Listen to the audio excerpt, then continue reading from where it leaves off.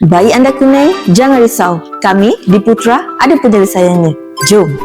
Inilah dia rawatan untuk bayi kuning. Fototerapi adalah alat untuk kita merawat bayi yang baru lahir yang mengalami masalah kuning atau lebih dikenali sebagai jaundice. Jaundice pada bayi yang baru lahir terjadi apabila kandungan bilirubin yang tinggi dalam darah bayi. Bagaimana persediaan untuk fototerapi? Pertama sekali, kita letakkan bayi dalam baby cot. Bayi kita posisikan pada posisi yang selesa dan kita tanggalkan semua pakaian bayi, yang tinggal hanyalah diaper sahaja. Yang paling penting sekali, kita perlu letakkan penutup mata pada bayi untuk kita elakkan daripada berlaku kerosakan pada mata bayi. Pastikan jarak lampu fototerapi dengan bayi adalah sebanyak 30 hingga 45 cm dari permukaan kulit bayi. Semasa bayi mendapat rawatan fototerapi, kita akan pantau suhu badan bayi dengan teliti untuk kita elakkan daripada baby mendapat overheating atau dehidrasi.